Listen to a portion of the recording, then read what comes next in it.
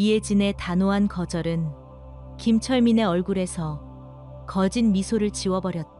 그의 눈빛은 차갑게 식었고 우리는 다시 올 겁니다라는 나직한 협박을 남기고 사라졌다. 그날 밤 압구정동의 고요를 깨는 둔탁한 파열음과 함께 벽돌 하나가 은혜꽃집의 강화 유리창을 강타했다. 유리는 거미줄 같은 균열만 남긴 채 간신히 버텼지만 그 무언의 폭력은 다음 단계를 명확히 예고하고 있었다. 그 소리는 단순한 충격음이 아니라 평화로운 일상에 대한 명백한 선전포고였다. 다음 날 아침 동이 트기도 전 이혜진은 평소보다 이른 시간에 가게 문을 열었다. 그녀는 밤새 가게 앞에 던져진 벽돌을 조용히 치웠다. 거친 벽돌의 감촉이 그녀의 손끝에 선명했다. 벽돌에는 조잡한 글씨로 휘갈겨 쓴 종이 쪽지가 끈끈한 테이프로 붙어 있었다. 내일까지 생각해라. 다음엔 이걸로 끝나지 않는다. 협박의 내용은 유치했지만 그 안에 담긴 악의는 묵직했다. 이혜진의 얼굴에는 두려움의 기색이 한 점도 없었다. 대신 오랜 시간 잊고 지냈던 혹은 잊으려 필사적으로 애썼던 차가운 정적이 그녀의 모든 감정을 지배했다.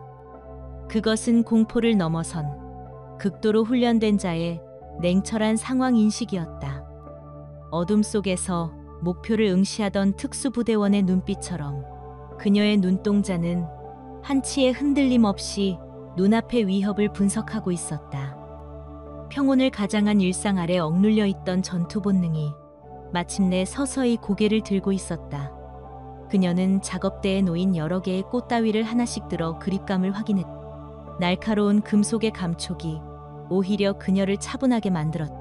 그녀는 무의식적으로 707트 김단에서 뼈에 새겼던 근접 전투 기술의 초식을 떠올렸다. 모든 움직임, 모든 호흡이 이미 계산된 하나의 과정처럼 머릿속에서 그려졌다. 오전 10시, 그녀의 예상은 한치의 오차도 없이 적중했다. 골목 저편에서 익숙한 검은색 그랜저가 위압적으로 다가와 다시 꽃집 앞에 멈춰섰다. 하지만 이번에는 차에서 내리는 조직원의 수가 달랐다. 김철민을 필두로 딱 보기에도 험상궂은 인상의 건장한 체격의 남자 8명이 차례로 내려 가게를 향해 어슬렁거리며 걸어왔다. 그들의 존재만으로도 평화롭던 골목의 공기는 순식간에 납처럼 무겁게 가라앉았다. 작은 꽃집은 순식간에 그들이 내뿜는 위협적인 그림자들로 가득 찼다. 옆 가게 철물점의 박철수 사장은 걱정스러운 얼굴로 가게 문틈으로 이 광경을 지켜보며 안절부절못했다. 그의 손에는 묵직한 렌치가 들려 있었지만 저 많은 수의 깡패들을 상대로 그것이 무슨 소용이 있을까? 그는 그저 발을 동동 구르며 혜진의 안위를 걱정할 뿐이었다. 김철민은 어제와 달리 얼굴에 아주 여유로운 미소를 띠고 있었다. 압도적인 수적 우위에서 오는 비열한 자신감이었다. 그는 꽃집 안으로 들어서며 향기로운 꽃향기를 일부러 과장되게 들이마시며 말했다. 사장님, 꽃향기가 아주 좋군요. 어제 우리 제안에 대해 깊이 생각해 보셨겠죠. 현명한 사람이라면 받아들이시는 게 좋을 겁니다. 이혜진은 말없이 그를 응시했다. 그녀는 조용히 손에 든 가위를 내려놓는 척하며 언제든 다시 집을 수 있는 위치에 두었다. 그녀의 목소리는 겉보기엔 차분했지만 그 안에는 강철 같은 단호함이 서려 있었다. 전 이미 어제 명확하게 말씀드렸잖아요. 그런 돈은 낼 수 없다고요. 김철민의 표정이 순간 굳어졌다. 가면 같던 미소가 사라지고 본래의 잔인한 얼굴이 드러났다. 그의 눈빛이 싸늘하게 변하며 등 뒤의 부하들에게 손짓했다. 7명의 조직원들이 일제히 이혜진을 중심으로 부채꼴 모양으로 에워쌌다. 그들의 눈에는 노골적인 폭력의 의지가 번들거렸다. 바로 그때 무리 중에서 덩치가 유난히 크고 목에 굵은 금목걸이를 건조 직원 하나가 앞으로 나섰다. 그는 진열대에 놓인 혜진이 애지중지 키우던 값비싼 난초 화분을 거칠게 집어들었다. 그는 비열한 미소를 지으며 거친 목소리로 내뱉었다. 이 계집애가 정말 고집이 세네. 한번 혼내줘야 정신을 차리지. 그가 화분을 머리 위로 번쩍 들어 올려 내리치려는 바로 그 찰나였다. 이혜진이 움직였다. 그녀의 움직임은 한 줄기 번개와 같았다.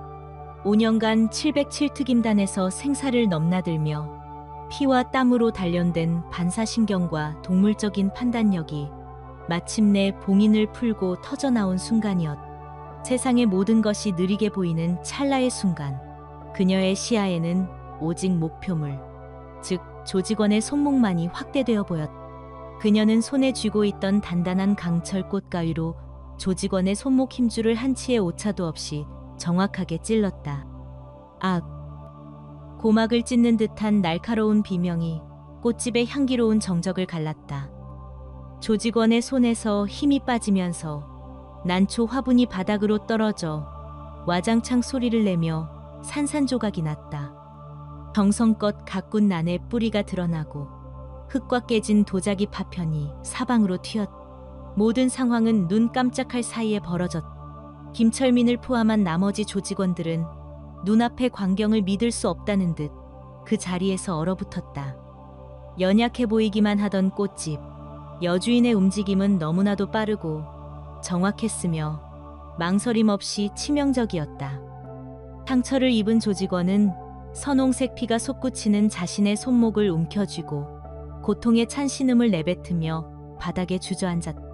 이혜진은 산산조각 난 화분과 고통스러워하는 조직원, 그리고 경악으로 굳어버린 나머지 무리들을 차례로 훑어보았다. 그녀의 목소리는 북극의 빙하처럼 얼음장같이 차가웠다. 경고는 한 번만 하겠습니다. 나가세요. 그 목소리에는 단순한 분노가 담겨있지 않았다. 수많은 위기 상황을 극복하며 단련된 군인의 위엄과 더 이상의 폭력은 용납하지 않겠다는 냉철함이 서려 있었다. 김철민은 당황한 표정을 감추려 애썼지만 그의 동공은 미세하게 흔들리고 있었다. 이것은 평범한 여성의 정당방위가 아니었다. 이것은 완벽하게 훈련된 자의 계산된 반격이었다. 에이, 이 계집애가 감히. 그가 허둥지둥 소리쳤지만 목소리 끝은 베다델스키 떨리고 있었다. 저는 여러분이 생각하는 것만큼 만만한 사람이 아닙니다. 이혜진의 목소리는 여전히 차분했지만 그녀의 눈에서는 서늘한 경고의 빛이 번뜩였다. 다른 조직원들은 그녀의 기세에 완전히 압도되어 자신도 모르게 한 걸음 뒤로 물러섰다. 그들은 자신들이 건드린 상대가 평범한 꽃집 주인이 아니라는 사실을 온몸으로 본능적으로 깨달았다. 김철민은 억지로 체면을 세우려 했지만 여기서 더 큰 충돌을 일으키는 것은 명백히 자신들에게 불리하다고 판단했다. 그는 상처 입은 부하를 부축하며 억지로 웃어 보였다. 사장님, 오늘은 이만 가보겠습니다. 하지만 이런 식으로는 오래 버틸 수 없을 겁니다. 그건 여러분이 걱정할 일이 아닙니다. 이혜진은 마지막까지 당당하게 대답했다.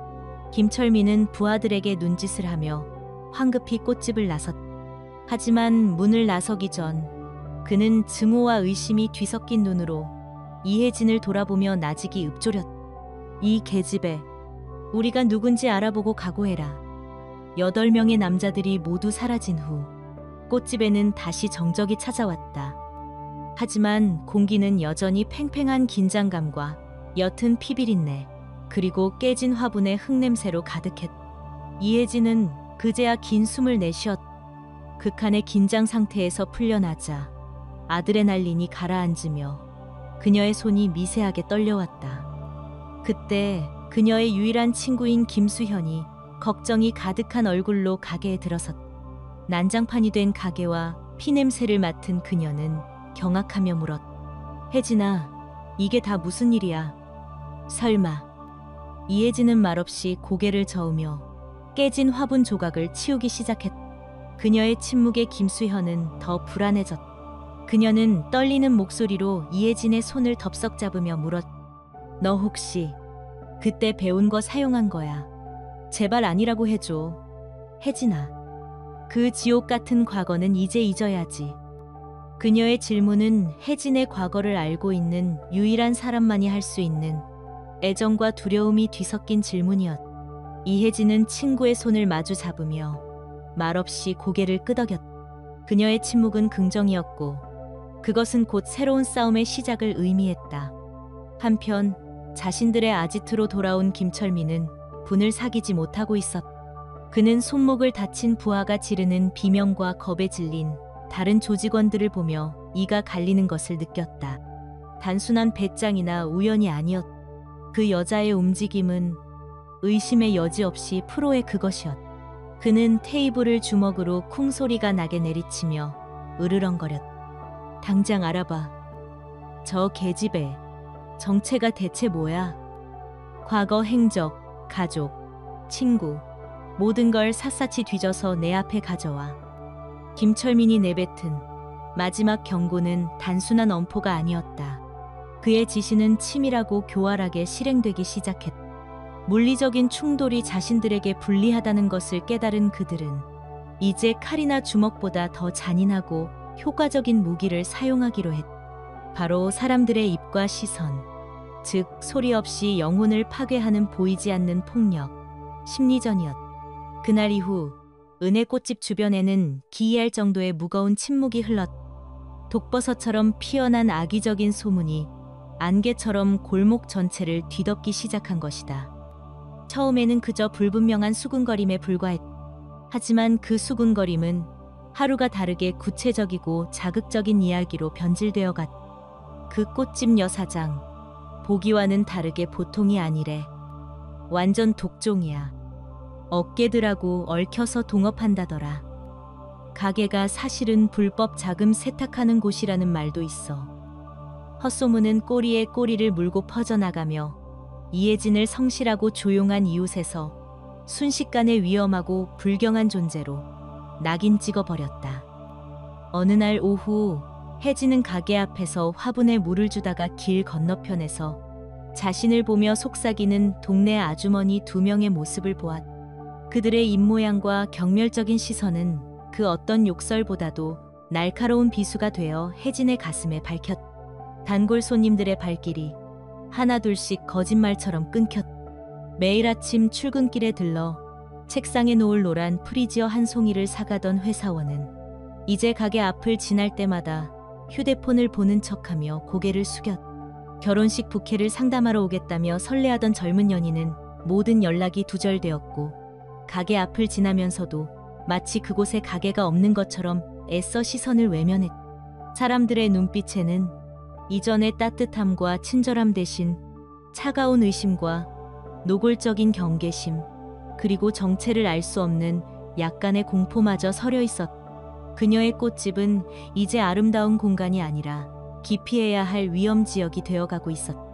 며칠 뒤 옆 가게의 박철수 사장이 보다 못해 무거운 표정으로 혜진을 찾아왔다. 그는 가게 안에 다른 손님이 없는 것을 확인하고는 낮은 목소리로 분통을 터뜨렸다. 혜진아, 그놈들이 아주 비열하고 치졸하게 나오고 있어. 동네 상인들한테까지 일일이 돌아다니면서 혜진이 가게는 조폭이 관리하는 곳이니 가까이 하면 큰일 난다고 협박하고 다니는 모양이야. 내가 아니라고 몇 번이나 말했지만 다들 겁을 먹어서. 그의 말은 혜진이 어렴풋이 짐작하던 상황을 고통스러운 현실로 확인시켜 주었다. 그녀는 그저 묵묵히 고개를 끄덕일 뿐이었다. 설상가상으로 그녀의 생명줄과도 같았던 꽃 공급마저 위태로워졌다. 매일 새벽 싱그러운 꽃을 가득 실어다 주던 가락동꽃. 시장의 공급업체로부터 전화가 걸려왔다. 평소 딸처럼 살갑게 대해주던 중년의 사장은 평소와 달리 어색하고 불안한 목소리로 어렵게 말을 꺼냈다. 이 사장님, 정말 죄송해서 어쩌나. 당분간은 우리 쪽에서 거래가 좀 어려울 것 같습니다. 저기 위에서 그냥 좀 복잡한 사정이 생겨서요. 그의 목소리 끝에는 미안함과 어쩔 수 없는 외부 압력에 대한 두려움이 역력히 섞여 있었다. 이혜진은 괜찮습니다. 라고 짧게 대답하며 아무것도 더 묻지 않았다. 김철민 일당의 압력이 어디까지 미쳤는지 명확히 알 수 있었기 때문이다. 이제 그녀의 가게는 외부 세계로부터 완전히 고립되기 시작했다. 새로운 꽃이 들어오지 않자 가게는 하루가 다르게 생기를 잃어갔다. 화려한 색채로 가득했던 진열대는 텅 비어갔고 얼마 남지 않은 꽃들은 주인의 절망을 아는지 물을 주어도 힘없이 고개를 숙이며 시들기 시작했다. 아름다운 꽃향기로 가득했던 그녀만의 작은 안식처는 이제 희미한 시든 풀냄새와 절망의 공기로 채워졌다. 김철민의 괴롭힘은 여기서 그치지 않았다. 오후가 되면 그의 부하 두세 명이 어슬렁거리며 가게 앞에 나타나 마치 연극을 하듯 행인들이 들으라는 듯 큰 소리로 떠들어댔다. 여러분, 저기 저 여자 조심들 하쇼. 보기엔 멀쩡해 보여도 우리 순진한 형님 손목을 꽃 가위로 찌른 무서운 여자라고. 잘못 걸리면 뼈도 못 추려. 다들 엮이지 않는 게 신상에 좋을 거야. 그들은 그녀의 처절했던 정당방위를 악의적이고 잔인한 폭력으로 둔갑시켜 그녀를 가해자로, 자신들을 선량한 피해자로 둔갑시켰다. 오가는 사람들의 호기심 어린 시선, 혹은 경멸의 눈초리가 투명한 유리창을 뚫고 혜진의 마음을 핥히었다. 그들의 비열한 심리전은 혜진의 마음을 칼로 베는 것보다 더 깊고 고통스러운 상처를 남겼다.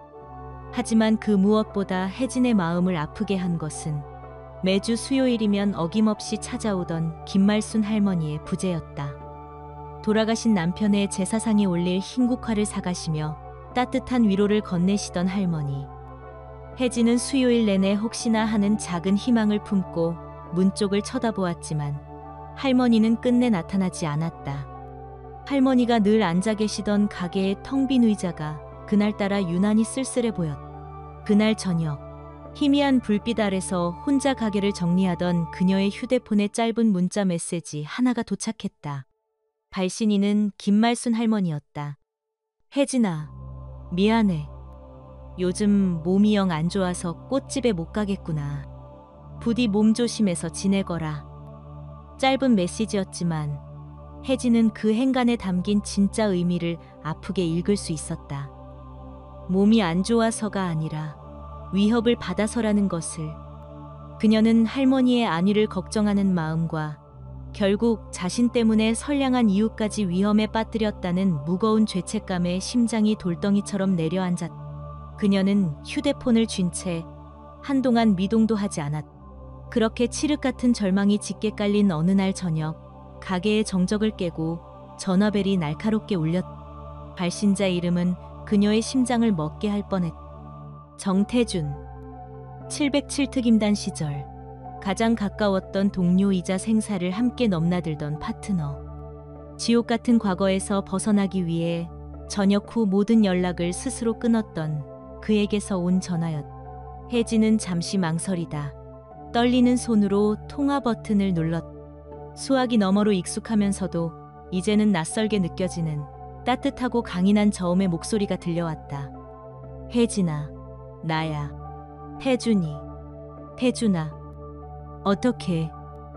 내 번호는, 내 소식은 어떻게든 알 수 있지. 목소리가 많이 안 좋네. 무슨 일 있어? 압구정동에서 예쁜 꽃집을 하고 있다는 얘기는 들었는데 좋지 않은 소문도 같이 들려서 말이야. 웬 깡패들이 괴롭힌다며. 혜진의 머릿속이 순식간에 복잡해졌다.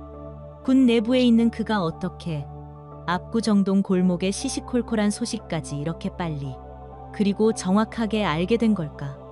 누가 그에게 연락한 거지?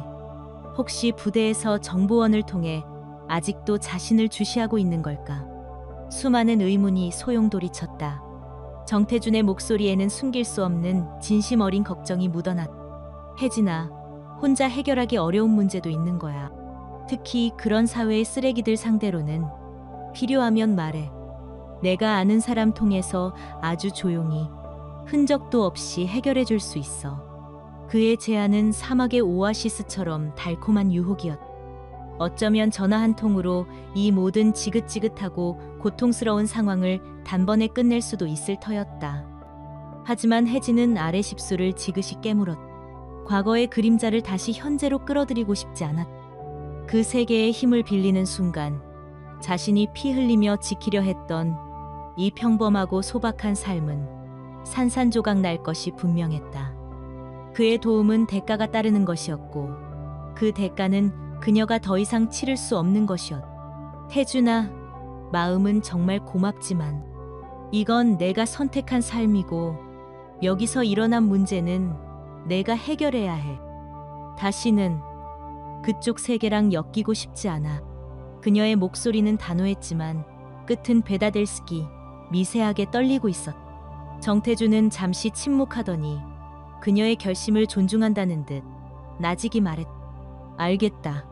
혜진아, 내 고집은 여전하구나. 하지만 이것만 기억해. 전사에게는 전장만 바뀌는 거지. 싸움이 끝나는 건 아니야. 정말 위험해지면 그때는 꼭 연락해. 약속해.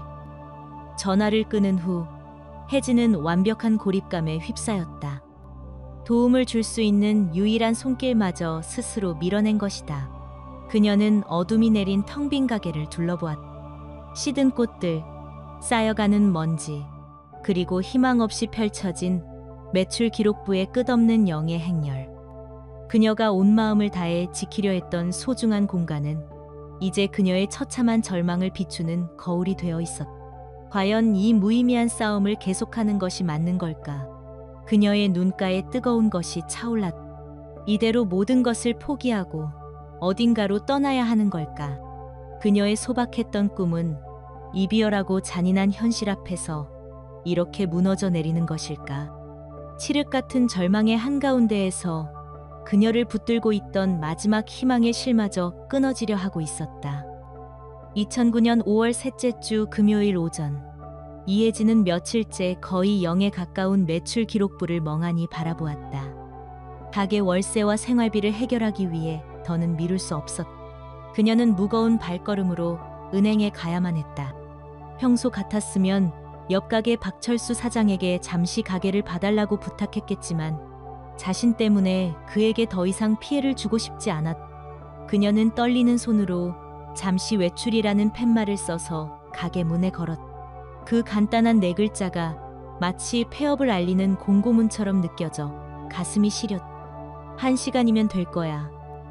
그녀는 스스로를 다독이며 은행으로 향했다. 하지만 그녀가 모르는 사이 그 1시간은 그녀의 모든 것을 앗아가기에 충분한 시간이었다. 김철민 일당은 며칠 동안 계속해서 그녀를 감시하고 있었고 마침내 완벽한 기회를 포착한 것이다. 혜진의 모습이 골목 모퉁이로 사라지자 김철민과 조직원 5명이 음흉한 미소를 지으며 모습을 드러냈다. 김철민은 턱짓으로 가게를 가리키며 말했다. 이제 저 계집애의 고집을 아주 뿌리 뽑아줘야지. 이번에는 확실하게 끝내자. 하지만 절대 우리가 했다는 직접적인 증거는 남기지 마. 그의 목소리는 뱀처럼 차갑고 교활했다. 그는 이제 단순한 협박이 아니라 그녀의 재기와 희망 자체를 완전히 불태워버릴 계획이었다. 조직원 중 하나가 익숙하다는 듯 가게 뒤편으로 돌아가 낡은 가스 밸브를 건드리기 시작했다. 치익 하는 불길한 소리와 함께 가스가 새어나오기 시작했다. 또 다른 조직원은 주머니에서 라이터를 꺼내 튕기며 불꽃을 확인했다. 모든 것이 계획대로 진행되고 있었다.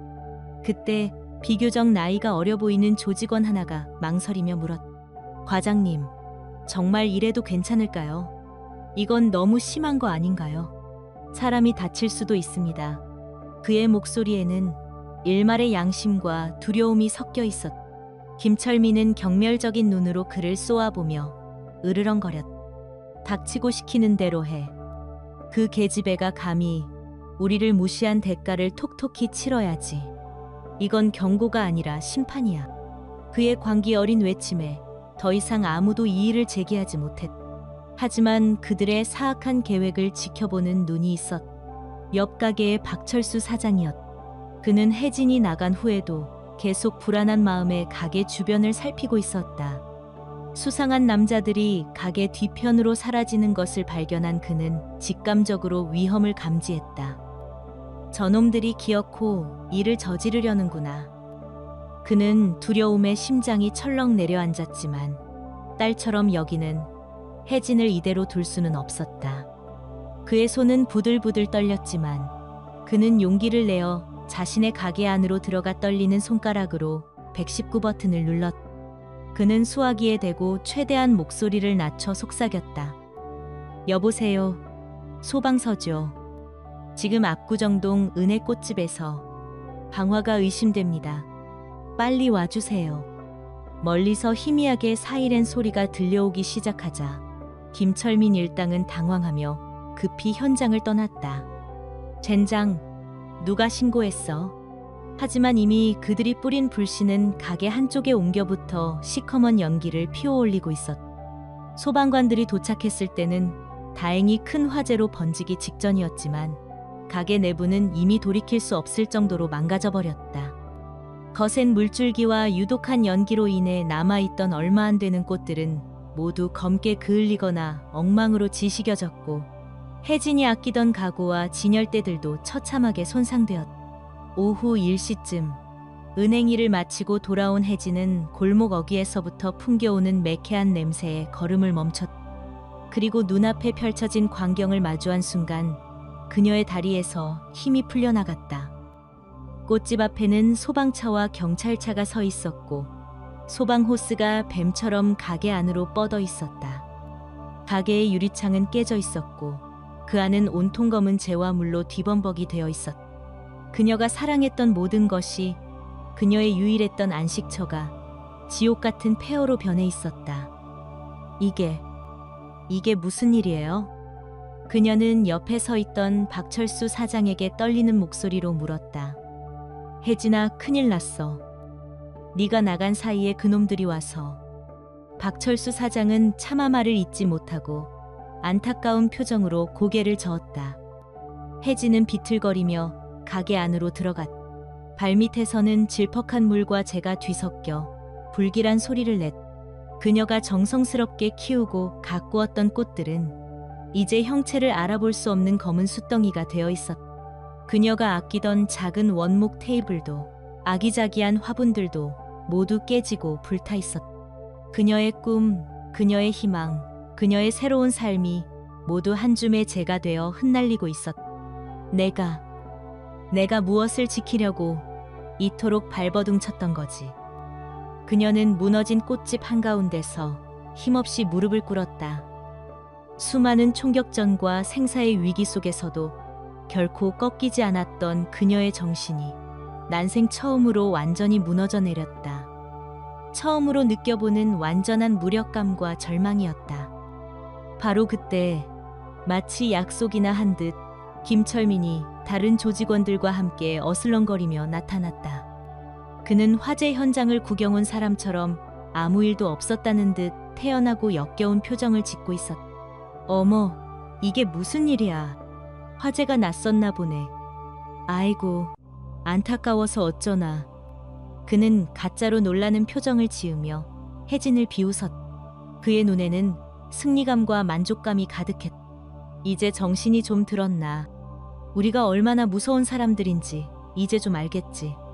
그는 무릎 꿇고 있는 혜진에게 다가와 그녀의 귓가에 속삭였다. 사장님, 이제라도 우리 제안을 받아들이시는 게 어때요? 더 큰 일이 일어나기 전에 말이에요. 우리가 보호만 해드렸어도 이런 끔찍한 일은 없었을 텐데. 혜진은 대답할 기력조차 없었다. 그녀는 그저 텅 빈 눈으로 김철민을 올려다보았다. 그 순간 혜진아 하는 절규에 가까운 외침과 함께 친구 김수연이 인파를 헤치고 달려왔다. 화재 소식을 듣고 병원에서 한달음에 달려온 것이었다. 그녀는 재와 무릉덩이 속에 주저앉아 있는 혜진을 보고는 그대로 와락 끌어안았다. 혜진아, 괜찮아. 괜찮은 거야. 친구의 따뜻한 품에 안기자 그동안 억지로 참고 견뎌왔던 혜진의 모든 감정의 둑이 한꺼번에 터져나왔다. 그녀는 수연의 품에 얼굴을 묻고 어린아이처럼 소리내어 울기 시작했다. 그것은 슬픔의 눈물이자 분노의 눈물이었고 모든 것을 잃어버린 자의 처절한 절망의 눈물이었다. 수많은 전장에서 단 한 번도 흘리지 않았던 눈물이었다. 수연아, 나 정말 바보였나 봐. 이렇게까지 버틸 필요가 있었던 걸까? 그녀의 목소리는 절망으로 가득 차 있었다. 소방관들이 떠나고 경찰의 현장 조사가 끝나고 구경하던 사람들이 모두 사라진 늦은 오후, 혜진과 수연은 검게 그을린 가게 앞길가에 망연자실하게 앉아 있었다. 수연은 더 이상 아무 말 없이 친구의 등을 쓸어주며 나직이 말했다. 혜진아, 이제 그만하자. 여길 떠나. 네가 다치는 것보다 더 중요한 건 없어. 그 말이 혜진의 텅 빈 머릿속을 계속해서 맴돌았다. 그래, 이제 그만하자. 모든 것을 포기하자. 그녀는 검게 변해버린 은혜꽃집 간판을 바라보며 생각했다. 더 이상 싸울 힘도 지켜야 할 것도 남아있지 않았다. 칠흑 같은 절망 속에서 모든 것을 포기하려던 바로 그 순간, 그녀의 손끝에 무언가 닿았다. 2009년 5월 셋째 주 토요일 새벽, 잿더미가 된 가게를 망연자실하게 정리하던 이혜진의 손가락이 불에 타다 남은 화분 뒤편에 숨겨져 있던 작은 봉투 하나를 발견한 것이다. 어젯밤의 지옥 같은 화마 속에서 기적적으로 살아남은 그 봉투는 마치 이 세상의 것이 아닌 듯 깨끗하고 온전한 형태를 유지하고 있었다. 그녀는 아무런 생각 없이 기계적으로 봉투를 집어들었다. 그 안에는 곱게 접힌 편지 한 장이 들어있었다. 떨리는 손으로 편지를 펼치자 눈에 익은, 조금은 서툴지만 한자 한자 정성을 담아 눌러 쓴 정갈한 글씨체가 눈에 들어왔다. 매주 수요일마다 남편의 제사상에 올릴 국화를 사가던 단골 김말순 할머니의 것이었다. 혜진은 숨을 죽인 채 제 냄새와 눈물로 흐릿해진 시야를 애써 바로잡으며 편지를 읽어내려갔다. 혜진 아가씨, 이 편지를 읽게 될지 모르겠구려. 어제 그 몹쓸 놈들 때문에 가게가 불탔다는 소식을 듣고 늙은이가 밤새 한숨도 못 잤다오. 직접 나서서 도와주지도 못하고 이렇게 숨어서 편지 한 장 쓰는 것밖에 할 수 없는 이 못난 늙은이가 정말 미안하고 부끄럽구려. 하지만 이것 하나만은 꼭 알아주었으면 좋겠소. 혜진 아가씨가 이곳에 와서 예쁜 꽃집을 열고 매일같이 꽃을 정성껏 돌보는 그 모습을 보면서 우리 삭막하기만 하던 동네 골목이 얼마나 따뜻하고 환해졌는지 모른다오. 그 향기로운 꽃들처럼 아가씨는 우리 동네의 희망이었소. 그러니 제발 여기서 포기하지 마라. 우리 보이지 않는 곳에서 모두가 아가씨의 편이란다. 편지의 마지막 문장을 읽는 순간 혜진의 눈에서 뜨거운 눈물이 왈칵 쏟아졌다.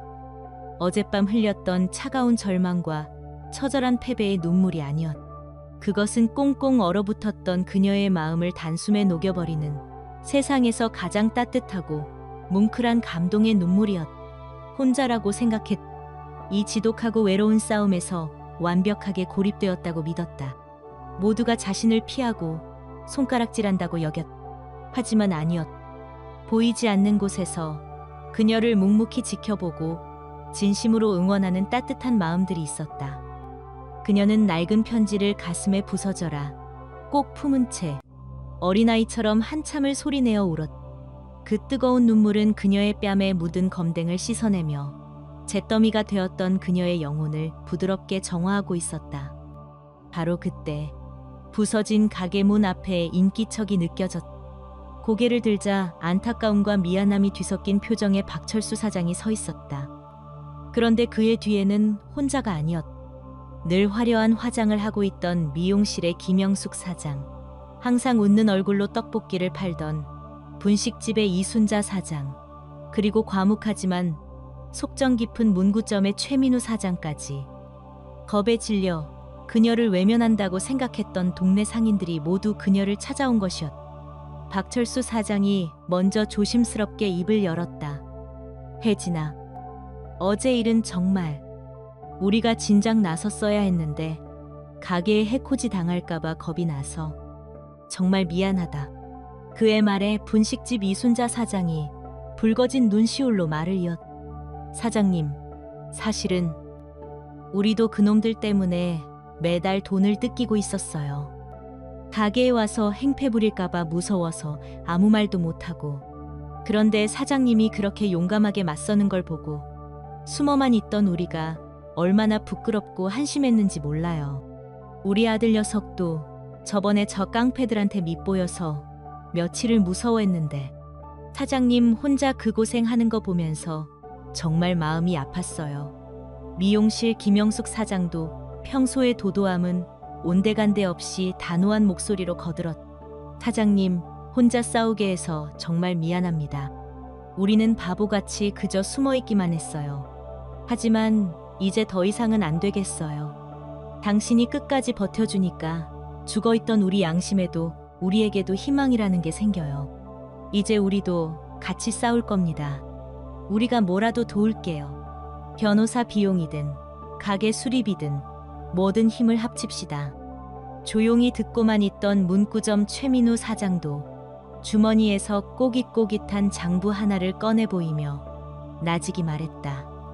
이게 제가 그동안 뜯긴 돈입니다. 평화를 사는 값이라고 생각했는데 아니었습니다. 비굴하게 얻은 평화는 진짜 평화가 아니더군요. 사장님 덕분에 깨달았습니다.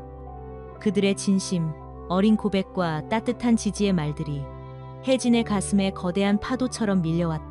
그녀는 자신을 둘러싼 이웃들의 얼굴을 하나하나 천천히 바라보았다. 두려움에 떨면서도 더 큰 용기를 내어 그녀의 손을 잡아주기 위해 찾아온 사람들. 그 순간 혜진은 번쩍하고 깨달았다. 자신이 지키려 했던 것은 단순히 꽃을 파는 작은 가게, 자신의 작은 행복이 아니었다.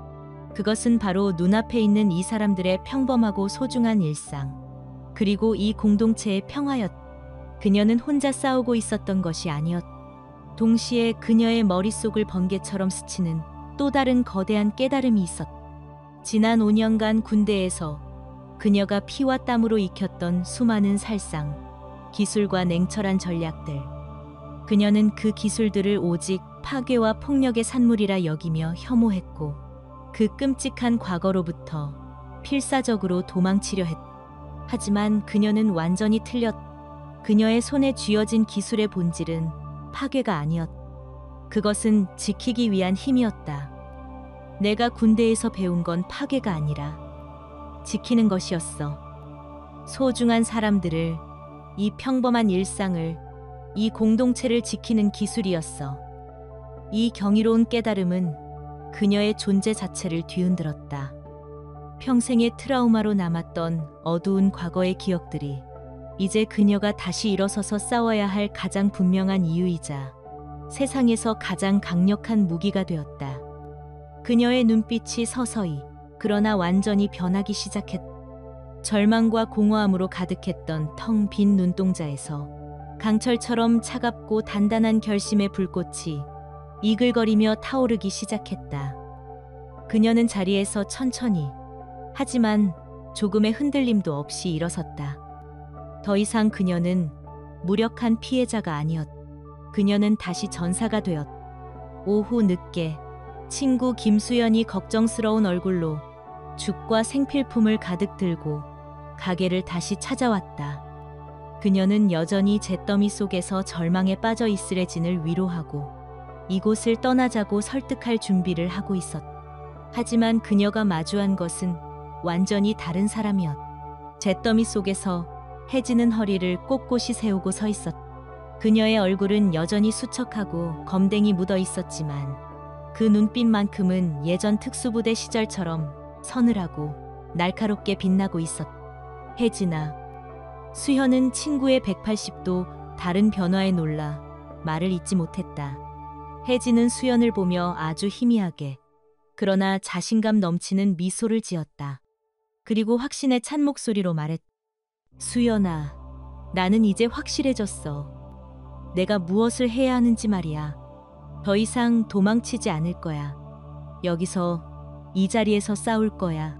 그녀의 목소리에는 한치의 망설임도 없었다. 그것은 모든 것을 잃은 자의 마지막 발악이 아니었다. 마침내 지켜야 할 것이 생긴 자의 성스럽고 장엄한 결심이었다. 수현은 친구의 눈에서 이전과는 다른 무섭도록 강인하고 확고한 의지를 읽었다. 그녀는 더 이상 친구를 말릴 수 없다는 것을, 아니, 말려서는 안 된다는 것을 깨달았다. 그저 고개를 끄덕이며 친구의 손을 꼭 잡아줄 뿐이었다. 수연이 돌아간 후 혜진은 홀로 폐허가 된 가게에 섰다. 이제 이곳은 더 이상 슬픔과 절망의 공간이 아니었. 결전의 장소, 그녀만의 요새였. 그녀는 바닥에 떨어진 숯 조각 하나를 주워들었. 그리고 불에 타다 남은 카운터 위에 가게의 평면도를 그리기 시작했. 출입구, 창문, 가구의 배치, 사각지대. 그녀의 머릿속에서 수많은 전술과 반격의 계획이 빠르게 재구성되었다. 이제 수동적인 방어는 끝났. 지금부터는 능동적인 반격이다. 그녀는 설계도를 그려나가는 자신의 손을 보며 나지기. 그러나 그 어떤 무기보다도 얼음처럼 차가운 목소리로 중얼거렸. 이제 게임의 규칙을 바꿀 때야. 2009년 5월 셋째 주 일요일. 동이틀 무렵의 공기는 폭풍전야처럼 고요하고 팽팽했다. 어둠이 채가시지 않은 새벽 5시. 이혜진은 잠들지 않은 눈으로 일어나 잿더미가 된 꽃집으로 내려왔. 어젯밤 그녀가 숯 조각으로 어둠 속 카운터 위에 그렸던 것은 단순한 가게의 평면도가 아니었. 그것은 그녀의 전장진 정의될 공간의 완벽한 전술 지도였고, 들어오는 적의 동선과 자신의 반격 경로, 그리고 사용할 모든 무기의 위치가 계산된 작전 계획서였. 그녀는 더 이상 도망치는 연약한 꽃집 주인이 아니었. 자신의 터전과 소중한 이웃들을 지키기 위해 스스로 봉인했던 과거의 자신을 기꺼이 받아들인 대한민국 최정예 부대 707특임단의 전사였다. 그녀의 움직임에는 한치의 오차도 없이 빠르고 정확했다. 지난 5년간 몸에 익혔던 침투 및 방어 전술이 폐허가 된 꽃집에서 완벽하게 되살아나고 있었다. 그녀는 먼저 가게의 지형 자체를 바꾸기 시작했다. 불에 타다 남은 무거운 테라코타 화분들을 입구와 창가 주변에 교묘하게 배치하여 적들이 일직선으로 무작정 돌진할 수 없는 장애물이자 자신에게는 순간적으로 몸을 숨길 수 있는 엄폐물이 될 수 있는 즉석 방어선을 구축했다. 물을 가득 채운 양동이들을 눈에 잘 띄지 않는 바닥 곳곳에 놓아두었다. 이것은 화재를 대비하기 위함이 아니라 적들의 발을 미끄러뜨려 대열의 균형을 무너뜨리기 위한 교활한 함정이었다. 작업대 아래, 카운터 밑, 그리고 문 뒤편 등 손이 닿기 쉬운 모든 은밀한 장소에는 날카롭게 잘 갈린 꽃 가위들을 강력한 테이프로 단단히 고정해 두었다. 그것들은 이제 연약한 꽃을 다듬는 도구가 아니라 그녀의 손에 쥐어질 가장 익숙하고 치명적인 무기였다. 마지막으로 가게 뒤편의 작은 창고로 통하는 비상 탈출로를 확인하고 그 경로상의 모든 장애물을 치워 퇴로까지 확보했다. 모든 준비는 치밀했고 모든 행동에는 뚜렷한 목적이 있었다. 그녀의 마음속에서 몇 년간 자신을 괴롭히던 외상후, 스트레스 장애의 불안한 떨림은 사라지고 오직 결전을 앞둔 작전 요원의 얼음처럼 차가운 집중력만이 남았다. 그녀는 마지막으로 가게 중앙에 서서 눈을 감고 모든 상황을 머릿속으로 수십 번 시뮬레이션했다. 그녀는 나지기, 그러나 강철 같은 의지를 담아 중얼거렸다. 오늘 여기서 모든 것을 끝내야겠어. 오전 10시 50분. 약속된 결전의 시간이 다가오고 있었다.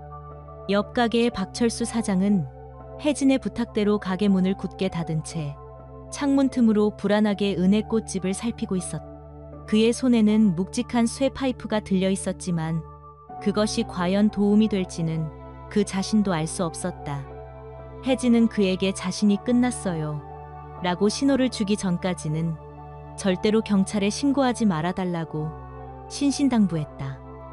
섣부른 신고는 오히려 궁지에 몰린 김철민을 자극하여 더 큰 참사를 부를 수 있다는 것을 그녀는 동물적으로 알고 있었다.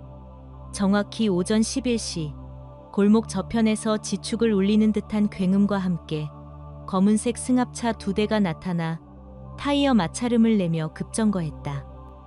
차문이 격렬하게 열리고 그 안에서 강목과 쇠, 파이프 등 온갖 흉기를 든 남자들이 악귀처럼 쏟아져 나왔다. 그들의 수는 정확히 12명. 마지막으로 차에서 내린 김철민은 의기양양한 표정으로 잿더미가 된 꽃집을 바라보았다. 그의 눈에는 이미 승리에 대한 확신과 잔인한 정보욕이 가득했다. 그의 생각에 이것은 싸움이 아니라 버릇없는 계집애 하나를 완전히 짓밟아버리는 간단한 철거 작업에 불과했다. 그는 만약의 사태에 대비해 품 안에 묵직한 권총까지 숨겨왔지만 설마 그것까지 꺼낼 일은 없을 것이라고 확신했다. 그는 부하들에게 손짓하며 악에 받쳐 소리쳤다. 들어가서 저 건방진 계집의 버르장머리를 완전히 고쳐놔. 가게는 흔적도 없이 쑥대밭으로 만들어버려. 와. 12명의 조직원들이 야수와 같은 함성을 지르며 부서진 가게 문으로 쇄도에 들어왔다. 바로 그 순간 가게 안의 어둠 속에서 그들을 기다리고 있던 이혜진의 눈이 서늘하게 빛났다. 드디어 왔구나. 그녀는 카운터 뒤에 조용히 몸을 숨긴 채 차분하게 다가오는 적들의 숫자와 대형, 그리고 그들의 손에 들린 무기까지 완벽하게 파악했다. 예상했던 것보다 많은 인원이었지만 그녀의 심장은 놀랍도록 평온했다. 오히려 얼음처럼 차갑게 가라앉으며 오랫동안 억눌려왔던 전사의 전투 본능이 마침내 깨어나는 순간이었다. 선두에 섰던 조직원 2명이 가게 안으로 발을 들여놓는 순간 혜진이 입구에 교묘하게 배치해둔 화분에 발이 걸려 우스꽝스러운 비명을 지르며 넘어졌다. 갑작스러운 상황에 뒤따르던 무리의 대열이 순간적으로 흐트러졌다. 바로 그 찰나의 틈을 혜진은 결코 놓치지 않았다. 그녀는 카운터 뒤에서 표범처럼 튀어나오며 넘어진 조직원의 관자놀이를 손에 든 묵직한 금속 물뿌리개로 정확하게 가격했다. 퍽하는 둔탁한 소리와 함께 첫 번째 적이 쓰러졌다. 그녀의 움직임은 한순간도 멈추지 않았다. 그녀는 유령처럼 움직이며 적들의 빈틈을 파고들었다.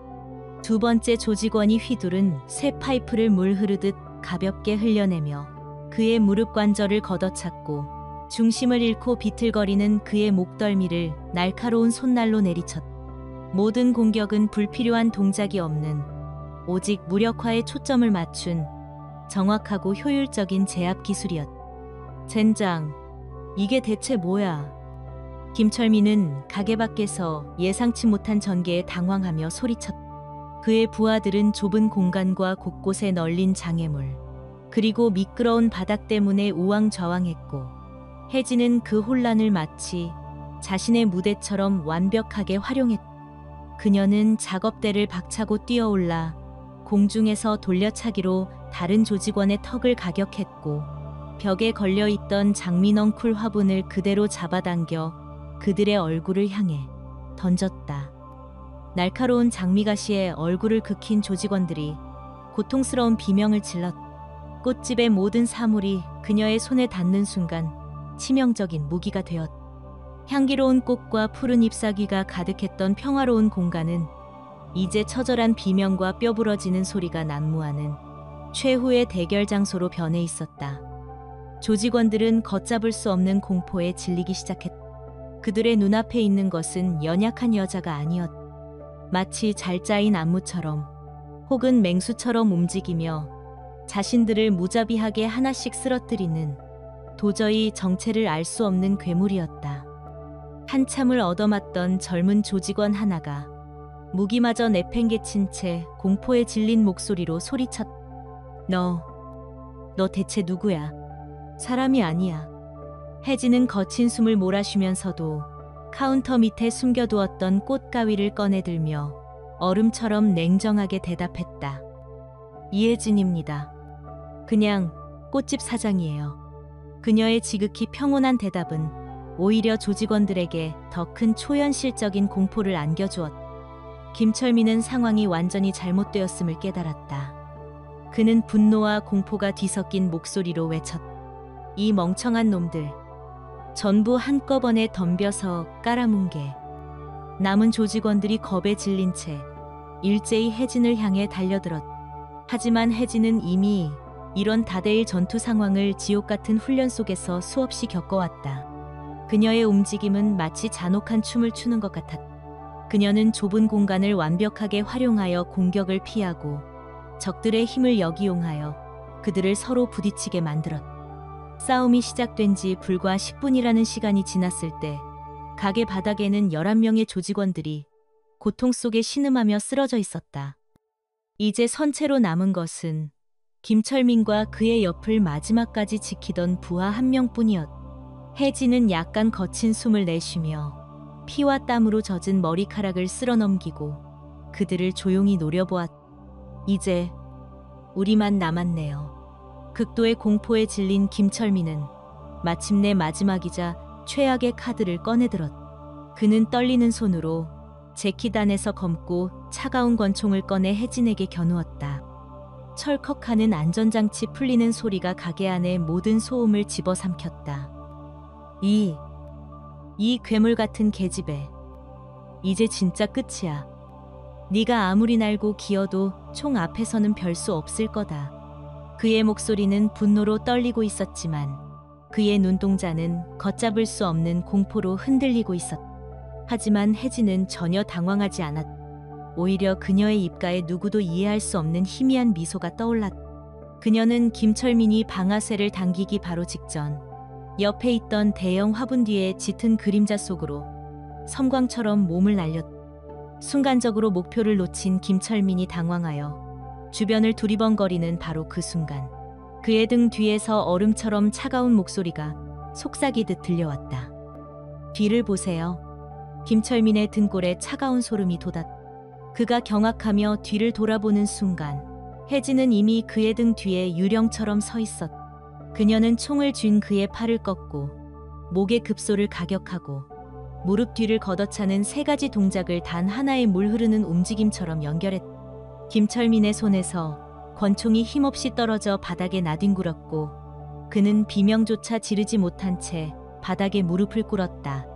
혜진은 그의 머리를 바닥에 처박으며 그의 귓가에 나지기 그러나 모든 것을 끝내는 선고처럼 속삭였다. 게임 끝이야. 모든 것이 끝났다. 혜진은 거친 숨을 몰아쉬며 바닥에 쓰러져 신음하는 12명의 남자들을 내려다보았다. 그녀의 완벽하고 압도적인 승리였다. 그녀는 꽃 상자를 묶는 데 사용하던 튼튼한 포장용 끈으로 의식을 잃거나 움직이지 못하는 조직원들을 차례차례 능숙하게 결박했다. 그리고 마침내 자신의 주머니에서 휴대폰을 꺼내 박철수 사장에게 전화를 걸었다. 그녀의 목소리는 전투의 흥분이 가라앉아 놀랍도록 평온했다.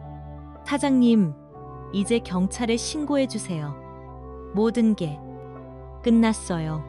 10여 분 후 요란한 사이렌 소리와 함께 경찰들이 도착했다. 그들은 잿더미와 물바다가 된 꽃집 안의 광경을 보고 경악을 금치 못했다. 거구의 남자 12명이 모두 무력화된 채 포장용 끈에 단단히 결박되어 있었다. 그 한가운데의 먼지와 땀으로 범벅이 된 한 여자가 폐허가 된 자신의 가게를 조용히 둘러보고 있었기 때문이었다. 이어진 경찰 조사에서 놀라운 사실들이 밝혀졌다. 김철민 일당은 단순한 동네 깡패가 아니라 수년간 서울 여러 구역의 상인들을 상대로 상습적인 갈취와 폭력을 일삼아온 악질적인 조직적 범죄 집단이었다. 경찰이 오랫동안 증거를 잡기 위해 추적하고 있었지만 뱀처럼 교묘하게 빠져나가 번번이 실패했던 그들을 이혜진이 단 하루, 단 한 번의 싸움으로 완벽하게 일망타진한 것이었다. 사건은 언론의 집중 조명을 받았지만 그녀는 모든 인터뷰를 정중히 거절하고 오직 정당방위였다는 짧은 진술만을 남겼다. 그녀는 세상이 말하는 영웅이 되기를 원치 않았다. 그녀가 목숨을 걸고 되찾고 싶었던 것은 오직 조용하고 평화로운 일상뿐이었다. 그렇게 지옥 같던 최후의 대결이 끝나고 꿈만 같은 일주일이라는 시간이 흘렀다. 2009년 5월 넷째 주 월요일 아침 압구정동의 작은 골목은 그 어느 때보다 활기차고 따뜻한 햇살로 가득했다. 잿더미만 남았던 은혜꽃집은 기적처럼 재탄생했다. 그 기적은 혼자만의 힘이 아니었다. 박철수 사장을 비롯한 동네 상인들이 마치 자신의 일처럼 십시일반 돈을 모으고 직접 팔을 걷어붙여 가게를 수리하고 단장해준 덕분이었다. 박 사장님은 철물점에서 온갖 연장을 가져와 부서진 선반을 고쳤고 미용실 김 사장님은 감각적인 인테리어 조언을 분식집 이사장님은 매일같이 따뜻한 음식을 날라주었다. 그들의 따뜻한 마음 속에서 가게는 이전보다 더 환하고 아름다운 공간으로 다시 태어났다. 그 중심에 이혜진은 세상 가장 눈부신 미소를 지으며 쉴 새 없이 밀려드는 손님들을 맞이하고 있었다. 그녀의 얼굴에서는 더 이상 과거의 어두운 그늘이나 트라우마의 흔적을 찾아볼 수 없었다. 밤마다 그녀를 괴롭히던 지독한 악몽도 거짓말처럼 사라졌다. 꽃을 다듬는 그녀의 손은 여전히 미세하게 떨렸지만 그것은 더 이상 불안과 공포 때문이 아니었다. 완전히 새로운 삶에 대한 벅찬 설렘과 주체할 수 없는 행복으로 인한 기분 좋은 떨림이었다. 가게 문을 열자마자 손님들이 줄을 이었다. 한 여성이 동네 전체를 지켜냈다는 용감한 이야기는 입소문을 타고 퍼져나가 이제 그녀는 단순히 꽃을 파는 사람이 아니라 동네를 지킨 작은 영웅이 되어 있었다. 사장님, 정말 고맙습니다. 덕분에 이제 우리 모두 두 발 뻗고 마음 편히 장사할 수 있겠어요. 박철수 사장은 동네 상인회를 대표하여 작지만 진심이 가득 담긴 감사패를 그녀에게 전달했다. 감사패에는 우리의 용감한 이웃 이혜진 님께라고 적혀 있었다. 그의 눈에는 아버지처럼 자랑스러움과 대견함이 가득했다. 매주 수요일에만 볼 수 있었던 김말순 할머니는 이제 매일같이 찾아와 당신이 직접 만들었다며 따뜻한 온기가 남은 도시락을 그녀의 손에 쥐어주었다. 고생 많았다. 우리 강아지. 이제 밥 잘 챙겨 먹고 씩씩하게 살아야 한다. 할머니의 다정한 말 한마디에 혜진의 눈시울이 다시 한번 붉어졌다. 그녀의 삶은 다시 평범한 일상으로 돌아왔다. 하지만 그것은 과거로부터 필사적으로 도망치기만 했던 이전의 위태롭고 불안한 평범함이 아니었다. 마침내 과거의 자신과 당당히 화해하고 소중한 사람들과의 따뜻한 유대 속에서 진정한 마음의 평화를 찾은 완벽하고 새로운 평범함이었다. 진정한 행복이 무엇인지 그녀는 이제야 알 것 같았다. 그러던 어느 날 오후 가게에 예상치 못한 손님이 찾아왔다. 군복처럼 각이 잡힌 단정한 옷차림의 한 남자. 바로 정태준이었다. 그는 화사한 꽃들로 가득한 가게의 모습과 그 안에서 봄 햇살처럼 환하게 웃고 있는 혜진의 모습을 보며 진심 어린 안도의 미소를 지었다. 그의 손에는 그녀의 새로운 시작을 축하하는 의미를 담은 커다란 꽃바구니가 들려 있었다. 혜진아, 오랜만이다. 정말 대단한 일을 해냈더구나. 혼자서 그 모든 일을 해결했다는 소식 다 들었어. 태준아, 여기까지 어쩐 일이야. 그의 칭찬에 혜진은 쑥스럽게 웃으며 답했다. 이제 정말 괜찮아. 내가 누구인지, 앞으로 뭘 해야 하는지 이제는 확실히 알게 됐거든. 그녀의 목소리에는 그 어떤 위장도 없는 편안하고 흔들림 없는 자신감이 넘쳤다. 정태준은 그녀의 완전히 변화된 모습을 보며 진심으로 기뻐했다. 그는 잠시 망설이다가 이곳에 온 진짜 이유를 조심스럽게 꺼냈다. 혜진아, 네가 이렇게 행복해 보여서 나도 정말 기쁘다. 그런데 혹시 다시 부대로 돌아올 생각은 없어? 네가 있을 곳은 어쩌면 거기가 아닐지도 몰라. 우린 세상을 지키기 위해 훈련받았지. 이런 작은 골목에서 깡패들이랑 싸우라고 훈련받은 게 아니잖아. 부대는 여전히 너 같은 사람이 필요해. 돌아와서 네 진짜 재능을 발휘하며 더 큰 일을 할 수도 있잖아. 그의 제안은 혜진의 마음에 작은 파문을 일으켰다. 한때는 그것이 자신의 유일한 길이라고, 자신의 존재 이유라고 믿었던 삶. 하지만 그녀의 선택은 이미 오래전에 정해져 있었다. 그녀는 고개를 돌려 가게 밖을 바라보았다. 가게 앞에 서는 아이들이 아무 걱정 없이 웃으며 뛰어놀고 있었고, 이웃들은 서로 다정하게 안부를 묻고 있었다. 총성도 비명도 없는 지극히 평범하지만 그래서 더 소중한 평화의 풍경. 그녀가 목숨을 걸고 지켜낸 그녀의 새로운 전장이었다. 그녀는 다시 정태준을 바라보며 세상에서 가장 부드럽지만 그 무엇보다 단호한 미소로 대답했다. 혜준아, 제안은 정말 고마워. 세상을 지키는 것도 물론 중요하지.